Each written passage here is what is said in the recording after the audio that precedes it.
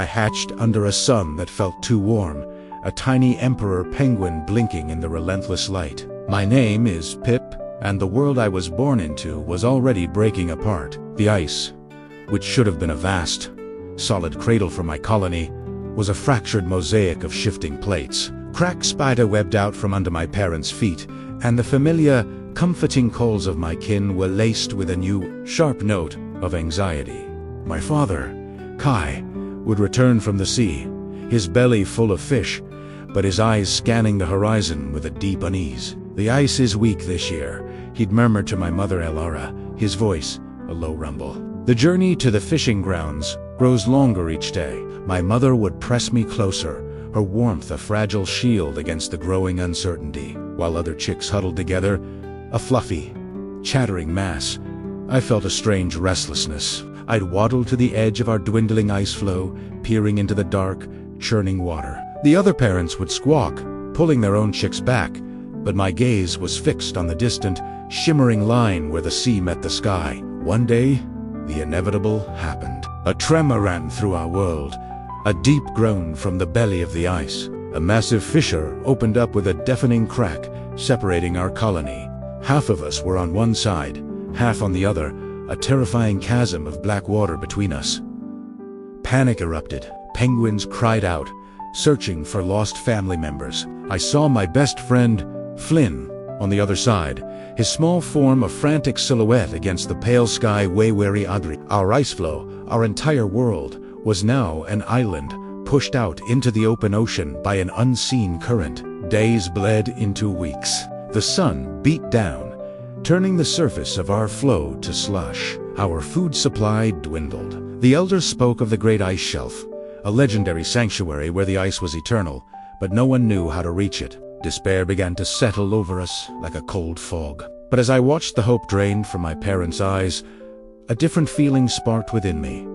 Defiance? I wasn't going to let my story end here, drifting on a melting piece of ice. I started spending my days at the flow's edge, studying the currents, watching the seabirds, learning the rhythm of the waves. The elders scoffed. What can a chick know of the ocean's ways? One grumbled, but my father, Kai, watched me. He saw the focus in my eyes. He started teaching me what he knew, how to read the patterns of the waves, how to spot the subtle signs of distant land in the clouds, how to hold my breath and dive, even for a few seconds. One evening, as a spectacular aurora painted the sky in ribbons of green and purple, I saw it. A distant, steady glow on the horizon, different from the dancing lights above. It wasn't land. It was artificial light. It was a research station, a human outpost I'd heard whispers of in hushed, fearful tones. To the elders, humans were a danger, an unknown to be avoided. To me, they were a chance. "It's our only hope," I chirped, my voice filled with a conviction that surprised even myself. I proposed a daring plan. A small group of the strongest swimmers would attempt to reach the light and find help. It was a desperate, almost suicidal idea. To leave the relative safety of the floe was to face the open ocean, the domain of leopard seals and orcas. The colony was divided. Many were too afraid, but a few, inspired by my refusal to give up, stepped forward. My father, his eyes gleaming with pride, was the first. A few other brave adults joined him, and to my surprise, Flynn, who had managed a perilous crossing on a smaller ice chunk to rejoin us, waddled to my side. "I'm with you," he said, his small beak set in a determined line. We were a small, motley crew, a tiny beacon of hope against a vast, indifferent ocean. As we prepared to leave, my mother pressed her beak against mine. "Be brave, my Pip," she whispered. "Your heart is stronger than any ice." Her words became my mantra. We slipped into the freezing water, the shock of it stealing my breath. The world above disappeared, replaced by a silent, blue universe. We swam in tight formation, Kai leading the way, his powerful flippers cutting through the water. The journey was a nightmare. The cold gnawed at us. Hunger was a constant, aching hollowness. We dodged predatory shadows and navigated through mazes of treacherous icebergs that groaned and shifted around us. Several times, I thought I couldn't go on. My muscles screamed.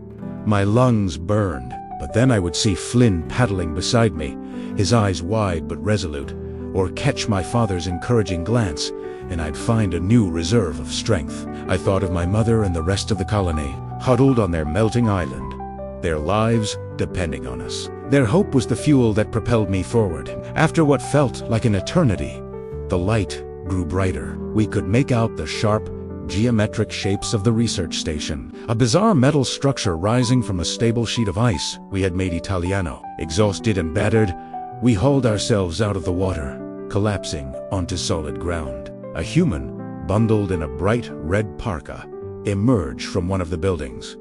They stopped, staring at us in disbelief. There was a moment of tense silence. We were just a handful of weary penguins, far from our home. The humans slowly knelt down, not with aggression, but with a look of wonder and concern. They spoke into a device on their wrists, their voice urgent. What followed was a blur. More humans appeared.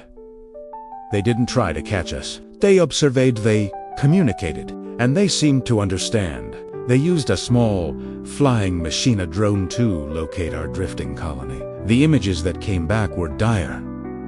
The floe had shrunk to a perilous size. The rescue operation was unlike anything our colony had ever seen. The humans used a large vessel, a ship that dwarfed any iceberg, to reach our people. Gently, carefully, they guided the remaining penguins aboard. There was fear, but there was also a dawning realization that these strange two-legged beings were helping us. I watched from the deck of the ship as my mother was brought aboard.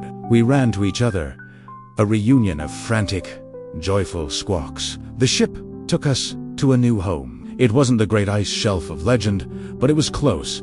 A vast, protected cove where the ice was thick and stable, teeming with fish. Our colony, shaken but whole, began a new life. I stood at the edge of the water, looking out at our new, solid world. I was no longer just Pip, the chick born on broken ice. I was Pip, the navigator, the leader, the penguin who refused to let his world melt away. My journey had taught me that home isn't just a place. It's the courage you find within and the community you fight for. And as long as we had each other, we could face any change, any challenge, and build our future, no matter how uncertain the world around us became. Thank you for watching. If you were moved by Pip's story, don't forget to like this video and subscribe for more tales of survival and hope from the animal kingdom. See you next time.